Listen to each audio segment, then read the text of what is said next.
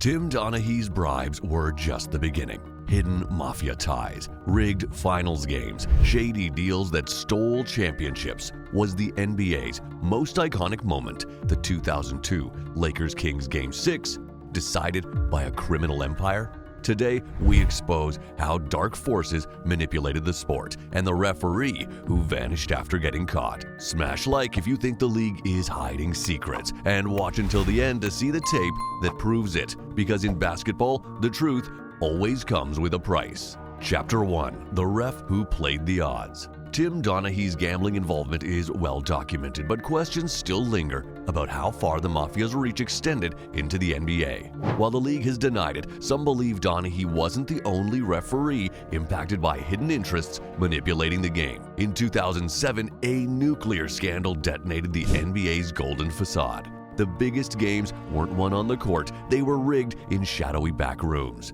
Tim Donaghy, a referee sworn to protect the game, was arrested for betting on the very game he officiated. He claimed he was just predicting outcomes using insider knowledge of the league's entertainment-first agenda. But here's the truth. This wasn't gambling. This was a mafia operation. Donaghy's defense: I wasn't fixing games. A laughable lie. Within months, the FBI uncovered a web of mob ties, secret league agendas, and a referee playing God with point spreads. Enter the early 2000s, the wild west of sports betting. Offshore empires replaced street bookies, and in this lawless void, a gang of gamblers and mob enforcers known as the Animals found their golden ticket: Tim Donaghy. These weren't just bettors, they were predators. Operating out of Curacao through a shell company called Play ASAP, they spotted a pattern. A nobody named Jack Concannon, a chronic loser, suddenly placing $5,000 bets and winning. Every single time, Donaghy was reffing.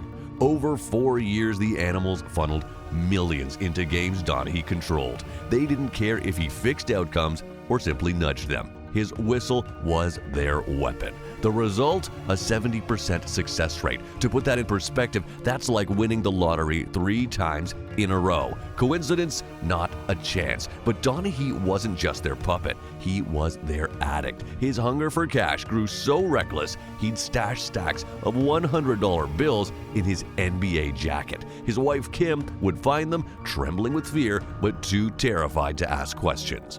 In her explosive, unpublished memoir, The Ref's Wife, Kim reveals the nightmare, hushed calls with mob figures, a marriage rotting from lies, and the chilling moment she realized her husband wasn't just crooked, he was owned by the underworld. When the story exploded, the NBA didn't investigate. They covered it up. A billion-dollar PR machine kicked into gear, painting Donaghy as a rogue actor. But behind closed doors, FBI wiretaps told a darker story. Referees pressured to extend playoff series for TV ratings. League execs turning a blind eye to the gambling underworld. Chapter 2. The college kids caught in a mafia web.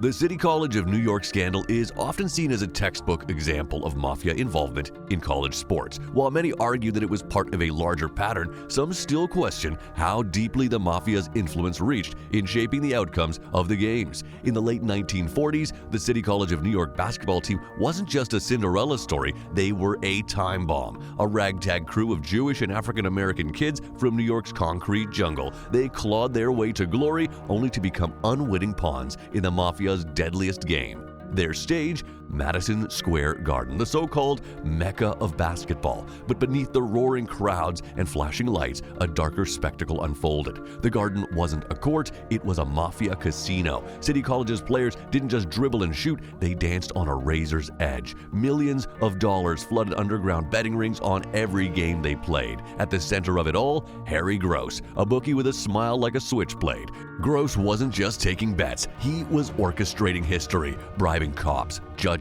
and players to rig the score with surgical precision. This wasn't brute force fixing, this was point shaving, a silent killer. Players didn't throw games, they'd miss a free throw just enough, fumble a pass just late, keeping the score tantalizingly close to the mafia's magic number. Undetectable, untraceable, a perfect crime. And with City College's underdog charm electrifying New York, the bets poured in like blood money. But these players weren't villains. They were victims, lured by cash, trapped by threats. Play along, the mob whispered, or we'll bury you. For some, it was tuition money. For others, a gun to their family's head. The mafia didn't just want wins, they wanted control. When rookie cops infiltrated the scene posing as students, they unraveled a web of payoffs reaching City Hall. The mastermind, Mr. G, Harry Gross himself. But here's the kicker, Gross was small time. The real puppeteers, shadowy mob bosses who'd built the gambling empire that owned New York.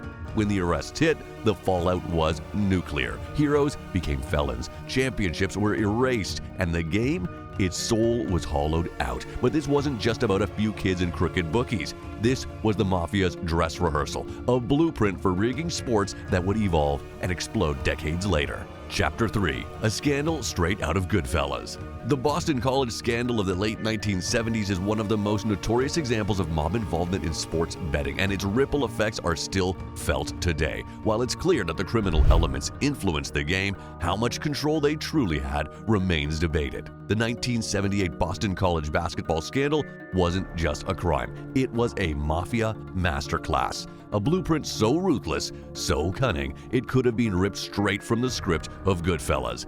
And in a way, it was. Meet the Perla brothers, two small-time Pittsburgh hustlers with big-time greed. Their target, Boston College's star forward Rick Kuhn. Their pitch, miss a few shots, control the score, and we'll make you rich. But when their half-baked scheme started crumbling, they called in the real monsters, Henry Hill and James the Gent Burke, the same psychopaths who inspired Scorsese's Goodfellas. Hill wasn't just another mobster, he was a mad scientist of corruption. Burke, a stone-cold killer who buried bodies in the desert. Together, they turned Boston College into their personal ATM. But here's the twist. They didn't need players to lose, just to lose by enough. Their first test run was a disaster. Boston College won by too much, costing the mob $50,000 overnight. Burke's response? A threat so chilling, Kuhn's teammates later testified he said he'd disappear us if we messed up again. So they got creative. More players were bribed, threats escalated, and for months the scam ran like a warped symphony until Henry Hill got busted on drug charges. Facing life in prison, he did what mobsters do best.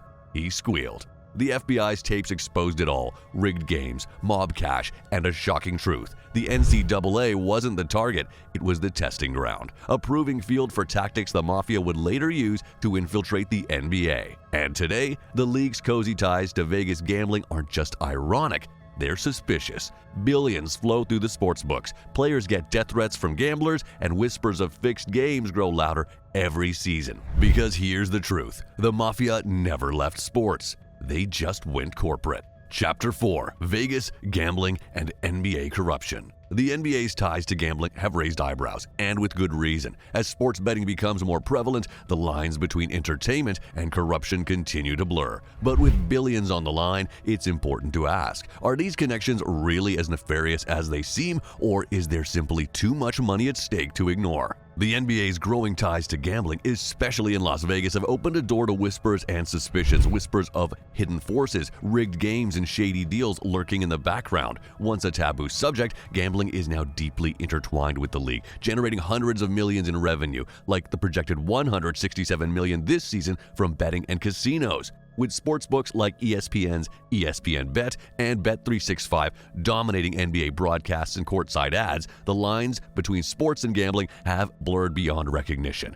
But as the NBA courts this lucrative alliance, some can't help but wonder, how deep does this connection go? As betting becomes a staple of the NBA experience, so too does the mounting pressure on players. Take Cleveland Cavaliers coach J.B. Bickerstaff, who's been personally threatened by gamblers, or Tyrese Halliburton, who confesses that to many he's nothing more than a prop for gamblers. Players are being drawn into a dark underworld where winning or losing isn't just about talent, it's about the money that's riding on each move. But it's not just the players who are under suspicion. The case of Jonte Porter is still fresh, with his alleged involvement in betting irregularities, raising more than a few eyebrows. And don't forget the cryptic whispers that follow players like Michael Jordan, whose infamous break from the NBA in the mid-90s wasn't just about baseball. Some have suggested his absence was tied to a secret suspension over his gambling habits. The rise of sports betting has changed the way fans engage with the game, but at what cost? With billions on the line, the potential for corruption has never been greater.